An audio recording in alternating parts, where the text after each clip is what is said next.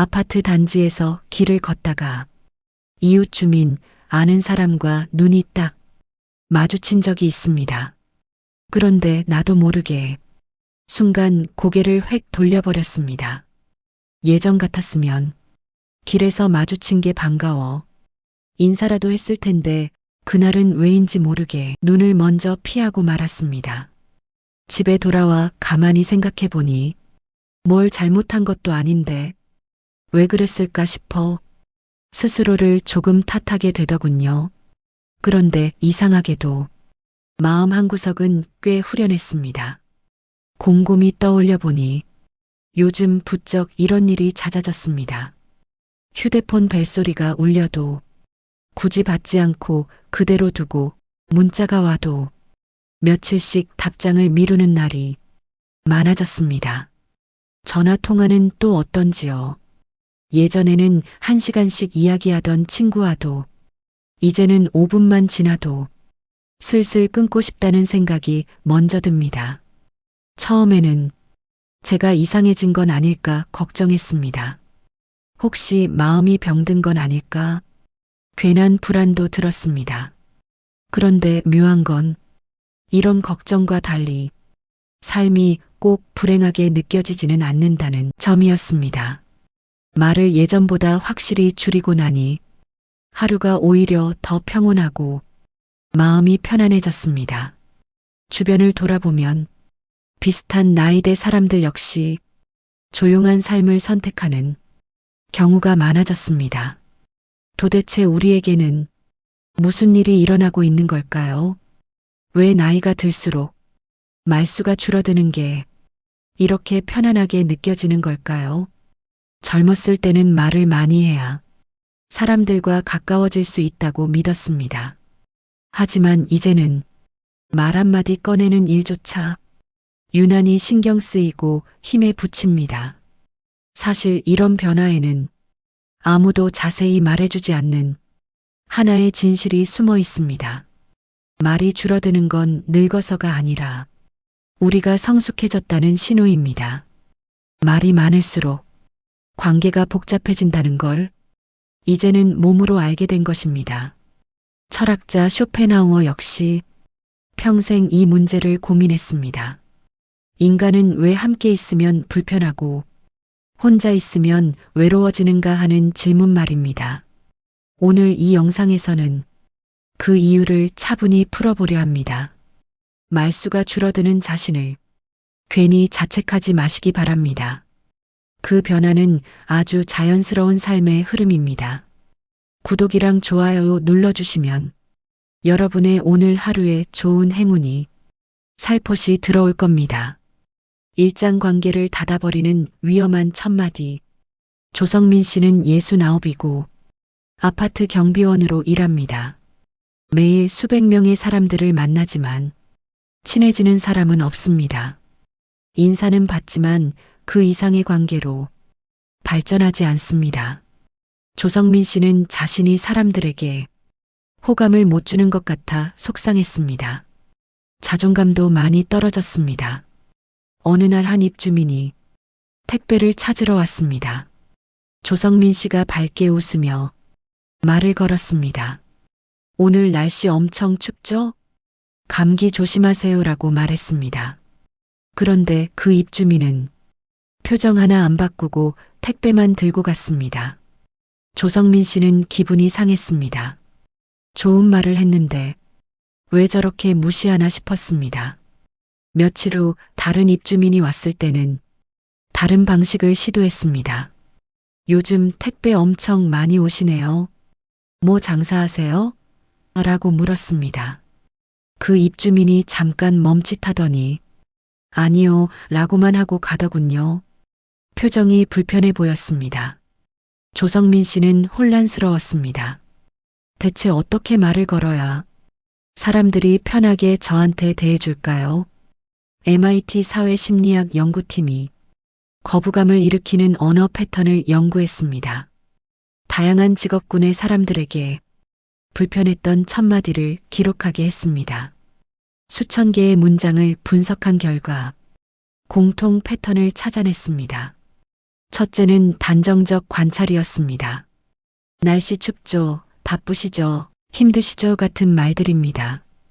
이런 말은 상대의 상태를 내가 안다고 단정하는 겁니다. 실제로 그 사람이 춥다고 느끼는지는 모르는데 말입니다. 이런 단정은 상대를 통제하려는 시도로 받아들여집니다. 둘째는 사생활 침입 질문이었습니다. 어디 가세요? 뭐 하세요? 누구 만나세요? 같은 질문들입니다. 이런 질문은 친밀감을 만들려는 의도지만 역효과를 냅니다. 상대방은 왜 내 사생활을 궁금해하나 경계하게 됩니다.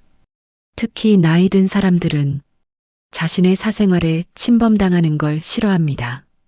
평생 누군가에게 감시당하고 평가받으며 살았기 때문입니다. 이제는 아무에게도 설명하고 싶지 않은 겁니다. 셋째는 조언이나 걱정의 표현입니다. 감기 조심하세요. 넘어지지 마세요. 건강 챙기세요. 같은 말들입니다. 이런 말은 선이지만 상대를 약자로 취급하는 뉘앙스가 있습니다. 듣는 사람은 무시당한다고 느낄 수 있습니다.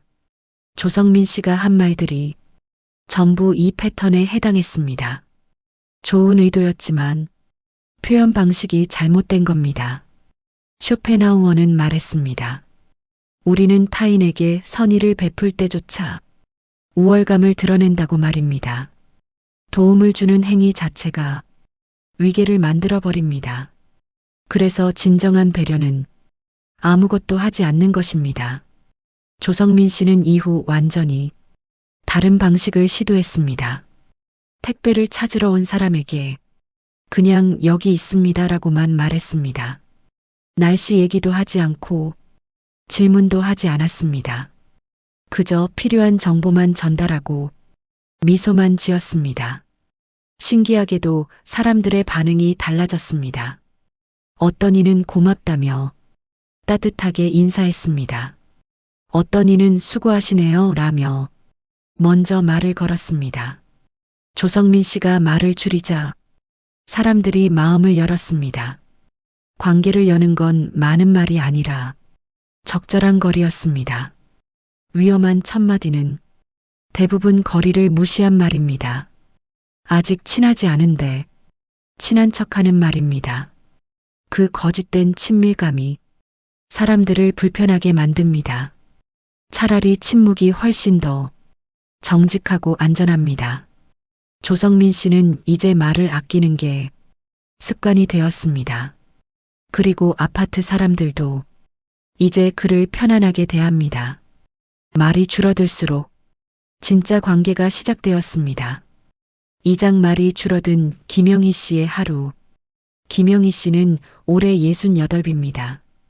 요즘 들어 부쩍 말수가 줄었다는 걸 스스로 느낍니다. 아침에 남편이 신문을 보다가 뭐라고 중얼거렸습니다. 예전 같았으면 뭐라고 물었을 텐데 그냥 못 들은 척 했습니다. 점심에는 동네 친구를 만났는데 친구가 자식 자랑을 엄청 말을 하더군요. 그 순간 말을 끊고 내 이야기를 하고 싶었지만 그냥 고개만 끄덕였습니다. 저녁에는 아들이 전화와서는 이것저것 물어보더군요. 하고 싶은 말이 목까지 차올랐지만 괜찮다는 말만 했습니다. 그날 밤에 침대에 누워서 김영희 씨는 곰곰이 생각했습니다. 내가 말을 안 하는 게 아니라 못하는 건가? 아니면 하기 싫어진 건가? 하는 의문이 들기 시작해졌습니다. 그런데 이상하게도 걱정되는 생각들과 달리 마음이 불편하지는 않았습니다. 오히려 하루가 평온하게 지나간 느낌이었습니다. 말을 많이 했던 날보다 훨씬 몸이 덜 지친 기분이었습니다. 김영희 씨는 이 감각이 낯설면서도 익숙했습니다. 하버드 대학교 심리학과에서 흥미로운 실험을 했습니다. 60대 이상 성인 200명을 두 그룹으로 나눴습니다. 한 그룹은 하루 종일 자유롭게 대화하도록 했습니다. 다른 그룹은 필요한 말만 최소한으로 하도록 요청했습니다. 일주일 후 두 그룹이 스트레스 호르몬 수치를 측정했습니다. 말을 많이 한 그룹의 코르티솔 수치가 훨씬 높았습니다. 반면 말을 아낀 그룹은 안정적인 수치를 유지했습니다. 더 놀라운 건 말을 적게 한 사람들의 만족도가 높았다는 겁니다. 그들은 관계가 더 편안해졌다고 보고했습니다. 말이 많다고 관계가 좋아지는 게 아니라는 증거였습니다. 오히려 말이 줄어들수록 관계의 질이 높았습니다. 왜 이런 일이 생기는 걸까요? 말은 단순히 의미를 전달하는 도구가 아닙니다. 말 속에는 우리의 욕망과 불안과 기대가 섞여 있습니다. 누군가에게 말을 한다는 건 그 사람에게 뭔가를 요구하는 겁니다. 이해해달라는 요구, 공감해달라는 요구, 인정해달라는 요구입니다. 말을 많이 할수록 우리는 더 많은 걸 바라게 됩니다. 그런데 나이가 들면서 우리는 깨닫게 됩니다. 사람들은 내 말을 듣는 척하지만 사실 머릿속으로는 자기 생각만 합니다. 내가 아무리 설명해도 이해받지 못하는 순간이 옵니다. 그 순간 말은 의미를 잃고 그냥 소음이 됩니다. 김영희 씨가 느낀 평온함은 바로 여기서 옵니다. 말을 줄이면서 타인에 대한 기대도 함께 내려놓은 겁니다. 쇼펜하우어는 이렇게 말했습니다. 인간은 고독을 피하려 하지만 진정한 평화는 고독에서 온다고 말입니다. 말을 줄인다는 건 고독을 받아들이는 첫걸음입니다. 타인과의 연결을 포기하는 게 아니라 연결의 방식을 바꾸는 겁니다. 말로 얽히는 관계 대신 침묵으로 존중하는 관계로 가는 겁니다. 평생을 말하며 살아온 끝에 도착한 조용한 경지였습니다. 그 고요함 속에서 비로소 자기 마음이 들리기 시작했습니다. 3장 말을 많이 할수록 피곤해지는 이유. 평생 영업일을 했습니다. 말로 먹고 산 사람이라 말하는 게 직업이었습니다. 은퇴하고 나서도 모임에서 항상 말을 많이 하는 편이었습니다. 그런데 요즘 들어 모임이 끝나면 기진맥진해집니다. 예전엔 이렇게까지 피곤하지 않았는데 이상했습니다. 어느 날 모임에서 3시간 넘게 떠들고 집에 왔습니다. 소파에 앉자마자 온몸에서 힘이 쭉 빠졌습니다. 머리가 멍하고 아무 생각도 하기 싫었습니다. 아내가 저녁 뭐 먹을지 물어봤는데 대답하기도 귀찮았습니다. 문득 의문이 들었습니다.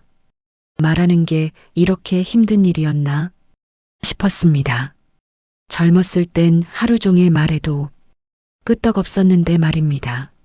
나이 탓만 하기엔 뭔가 석연치 않았습니다. 스탠퍼드 대학 신경과학 연구팀이 흥미로운 발견을 했습니다. 사람이 말을 할 때 뇌에서 일어나는 활동을 MRI로 촬영했습니다. 말을 하는 동안 뇌의 여러 영역이 동시에 활성화됩니다. 언어를 만드는 브로카 영역만 작동하는 게 아니었습니다. 감정을 처리하는 편도체도 함께 움직입니다. 상대방의 반응을 예측하는 전전두엽도 과부하가 걸립니다.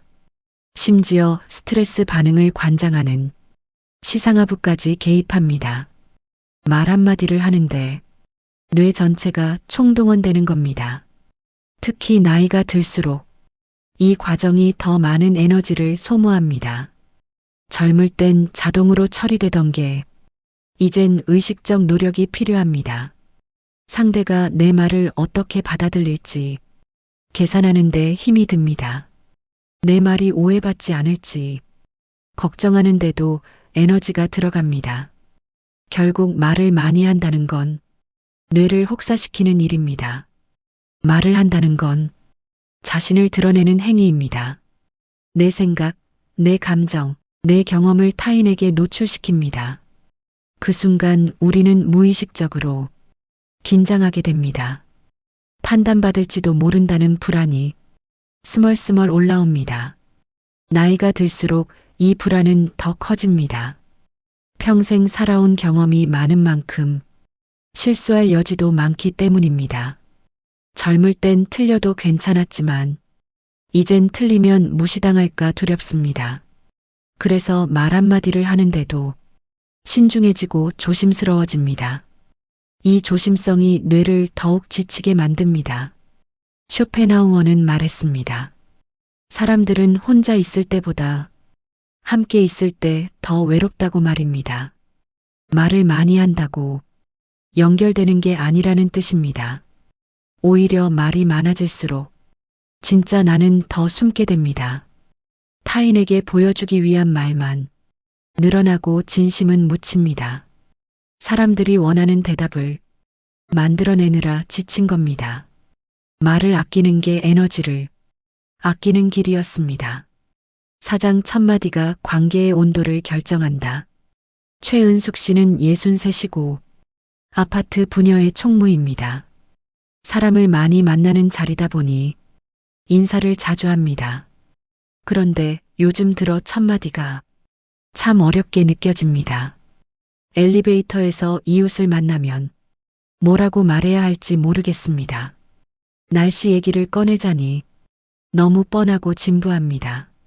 그냥 미소만 짓고 지나가자니 무례해 보일까 걱정됩니다. 어느 날 최은숙 씨는 5층에 사는 박 씨를 만났습니다. 박 씨는 최근에 남편을 여의었다는 소문을 들었습니다. 뭐라고 위로해야 할지 몰라서 그냥 어색하게 웃었습니다. 박 씨도 어색하게 웃으며 고개만 숙이고 내렸습니다. 그 후로 둘이 마주치면 서로 피하게 되었습니다. 최은숙 씨는 그날 자신의 침묵이 냉정하게 느껴졌을까 걱정했습니다. 그런데 며칠 후 박 씨가 먼저 다가와서 말을 걸었습니다. 그때 아무 말 안 해줘서 고마웠다고 했습니다. 위로의 말을 들으면 오히려 더 힘들었을 거라고 했습니다. 최은숙 씨는 깜짝 놀랐습니다. 침묵이 위로가 될 수 있다는 걸 처음 알았습니다. 프린스턴 대학 심리학과에서 관계 연구를 했습니다. 낯선 사람들을 2명씩 짝지어 처음 만나게 했습니다. 한 그룹에게는 반드시 인사말을 하도록 지시했습니다. 다른 그룹에게는 아무 말 없이 눈만 마주치도록 했습니다. 5분 후 상대에 대한 호감도를 측정했습니다. 놀랍게도 말을 하지 않은 그룹이 호감도가 더 높았습니다. 말을 한 그룹은 상대가 무례하거나 지루하다고 느꼈습니다. 반면 침묵한 그룹은 상대가 배려심이 있다고 평가했습니다. 연구팀은 이유를 분석했습니다. 말을 할 때 우리는 무의식적으로 판단과 평가를 담게 됩니다. 아무리 좋은 의도라도 말 속에는 우월감이 섞여 들어갑니다. 힘내세요라는 말에도 나는 괜찮고 너는 약하다는 뉘앙스가 있습니다. 잘 될 거예요라는 말에도 내가 너보다 안다는 전제가 깔립니다. 듣는 사람은 이걸 본능적으로 감지합니다. 그래서 좋은 말도 때로는 상처가 됩니다. 반면 침묵은 판단을 유보하는 태도입니다. 나는 내 상황을 다 알지 못한다는 겸손을 담고 있습니다. 그 겸손이 상대에게는 존중으로 느껴집니다. 최은숙 씨가 박 씨에게 아무 말도 하지 않은 건 실수가 아니었습니다. 오히려 최선의 선택이었던 겁니다. 쇼펜하우어는 이렇게 표현했습니다.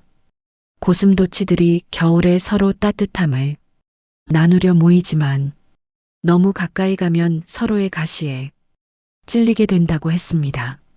적당한 거리를 유지할 때 비로소 따뜻함을 나눌 수 있습니다. 말도 마찬가지입니다. 너무 많은 말은 상대의 영역을 침범하는 가시가 됩니다. 적당한 침묵은 서로를 지켜주는 거리가 됩니다. 말이 줄어들면서 오히려 관계가 부드러워졌습니다. 첫마디를 신중하게 아끼는 게 관계를 여는 열쇠였습니다. 오장관계를 여는 황금 첫 문장의 정서. 이명자 씨는 67이고 동네 도서관 자원봉사자입니다. 매일 도서관에 오는 어르신들을 맞이하는 게 일입니다. 처음엔 반갑게 인사하고 이것저것 물어봤습니다. 오늘 날씨 좋죠? 어떤 책 찾으세요? 건강은 어떠세요? 같은 말들입니다. 그런데 사람들 반응이 생각보다 차갑게 느껴졌습니다. 네, 아니요로 대답하고 얼른 자리로 가버립니다. 이명자 씨는 자신이 뭔가 잘못하고 있다고 느꼈습니다. 그러던 어느 날 새로운 방식을 시도해 봤습니다. 인사를 하되 질문은 하지 않기로 했습니다. 대신 조용히 미소만 지으며 고개를 숙였습니다. 그리고 상대가 먼저 말을 걸어올 때까지 기다렸습니다. 놀랍게도 사람들이 먼저 다가와 말을 걸기 시작했습니다. 오늘 새로 들어온 책 있나요? 복사는 어디서 하나요? 같은 질문들이었습니다. 이명자 씨는 이제 사람들이 편안하게 느껴진다는 걸 알았습니다. UCLA 커뮤니케이션 연구소에서 대화 패턴을 분석했습니다. 수천 건의 첫 대화를 녹음해서 성공과 실패 요인을 찾았습니다.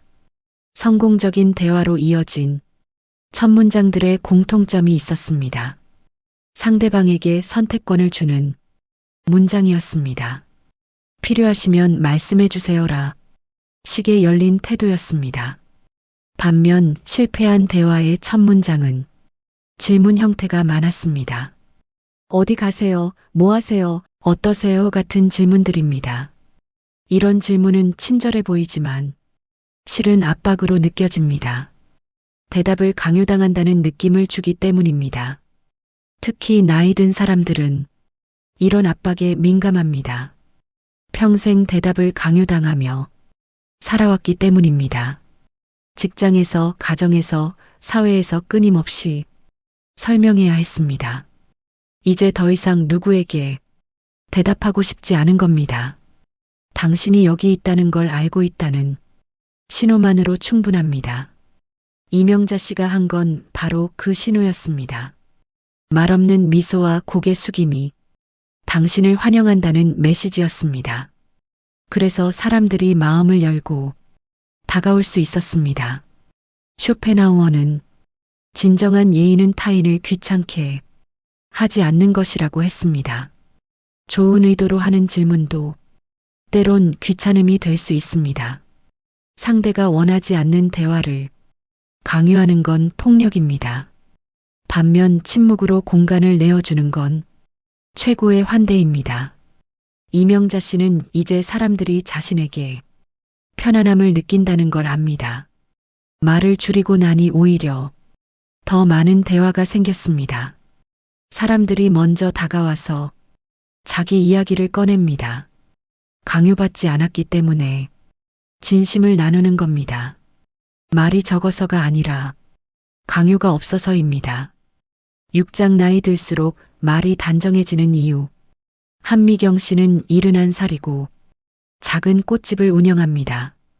하루에도 몇 번씩 동네 사람들이 들르지만 한미경 씨는 예전처럼 말을 많이 하지 않습니다. 손님이 꽃을 고르면 필요한 말만 짧게 건넵니다. 예전에는 꽃의 의미도 설명하고 이런저런 이야기를 덧붙였지만 요즘은 굳이 그러지 않습니다. 어느 날 오랜 친구에게 전화가 왔습니다. 손주가 대학에 붙었다며 기쁜 소식을 전했습니다. 한미경 씨는 진심으로 축하한다는 말만 남기고 전화를 끊었습니다. 전화를 끊고 나서 섭섭해했을까 잠시 떠올렸지만 마음이 불편하지는 않았습니다.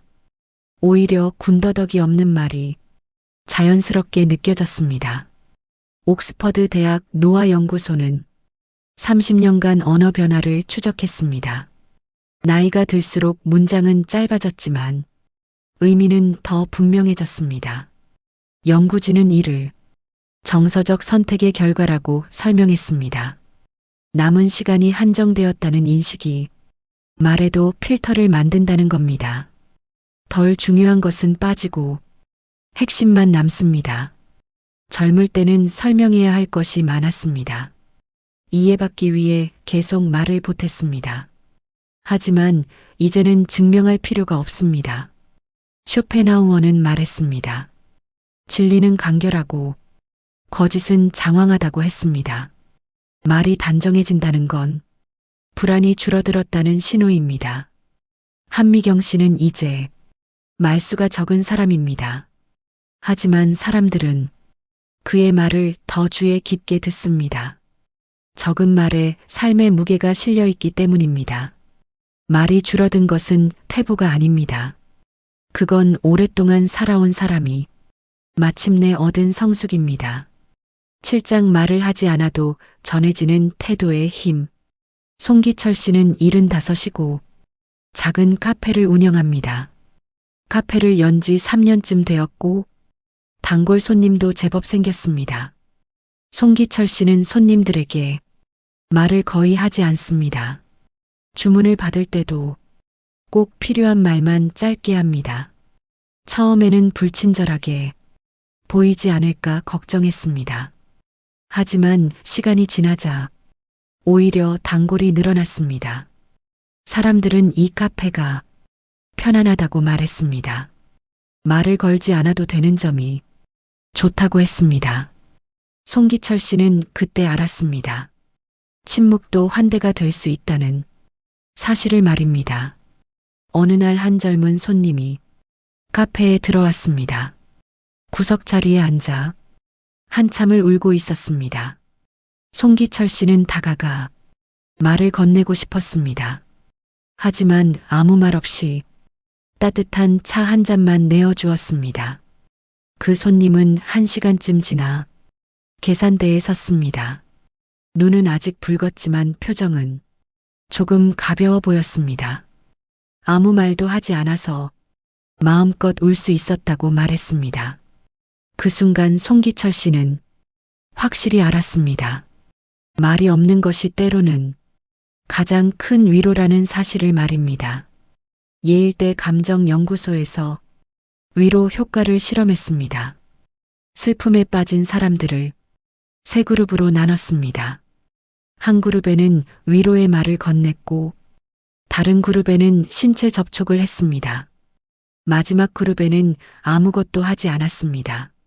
30분 뒤 심리 상태를 측정하자 아무것도 하지 않은 그룹이 회복이 가장 빨랐습니다. 위로의 말은 오히려 부담이 되었고 감정을 처리할 시간을 방해했습니다. 연구팀은 이렇게 설명했습니다. 슬픔은 말로 해결되지 않고 혼자 마주할 때 정리된다고 말입니다. 누군가 곁에만 있어줘도 그 자체로 충분한 안전이 됩니다. 송기철 씨가 손님에게 해준 것도 바로 그것이었습니다. 말없이 곁에 있어준 일입니다. 쇼펜하우어는 말했습니다. 진정한 연민은 고통을 없애주려 하지 않는 태도라고 했습니다. 그 고통은 그 사람이 스스로 통과해야 할 몫이기 때문입니다. 언어 대신 태도로 말하는 법을 배운 것입니다. 그 침묵이 어떤 말보다 깊은 울림을 남깁니다. 8장 말이 줄어들수록 깊어지는 관계. 정순희 씨는 73이고 3명의 친구와 40년을 함께했습니다. 젊었을 땐 만나면 밤새도록 수다를 떨었습니다. 서로의 일상을 샅샅이 공유했고 비밀도 없었습니다. 그런데 요즘 넷이 만나면 대화가 많지 않습니다. 카페에 앉아서 차를 마시며 창밖만 보기도 합니다. 처음엔 관계가 식은 건가 싶어 걱정했습니다. 하지만 이상하게도 만남이 끝나면 마음이 포근했습니다. 말을 많이 하지 않았는데도 깊이 통한 느낌이었습니다. 정순희 씨는 이 변화가 자연스럽게 느껴졌습니다. 어느 날 넷이서 바닷가에 여행을 갔습니다. 해변에 나란히 앉아서 한참을 파도만 바라봤습니다. 1시간 동안 아무도 말을 하지 않았습니다. 그런데 그 1시간이 어떤 대화보다 의미 있었습니다. 서로의 호흡이 느껴지고 존재가 느껴졌습니다. 말이 없어도 완전히 연결되어 있었습니다. 정순희 씨는 이제 알았습니다. 진짜 친구는 말이 없어도 불편하지 않은 사람이라는 걸 말입니다. 하버드 대학에서 40년간 성인 발달을 연구했습니다. 사람들의 관계를 추적하며 행복의 요인을 찾았습니다. 연구 결과 놀라운 사실이 드러났습니다. 관계의 질은 대화의 양이 아니라 깊이로 결정됩니다. 자주 만나고 많이 말해도 피상적인 관계는 불행을 가져왔습니다. 반면 드물게 만나도 깊이 통하는 관계는 행복을 주었습니다. 특히 60대 이후의 관계에서 이 경향이 뚜렷했습니다. 말이 줄어들면서 관계가 더 깊어진 사람들이 많았습니다. 연구팀은 이를 관계의 정제 과정이라고 불렀습니다. 젊을 때는 말을 통해 관계를 만들어갑니다. 자신을 드러내고 상대를 이해하려 노력합니다. 하지만 충분히 알게 되면 더 이상 설명이 필요 없습니다. 말하지 않아도 서로를 이해하게 됩니다. 그때부터 관계는 말이 아닌 존재로 유지됩니다. 정순희 씨와 친구들이 바닷가에서 느낀 게 바로 이겁니다. 40년의 세월이 만든 무언의 신뢰였습니다. 더 이상 증명하지 않아도 되는 관계였습니다. 쇼펜하우어는 우정에 대해 이렇게 말했습니다. 진정한 우정은 서로에게 아무것도 요구하지 않는다고 했습니다.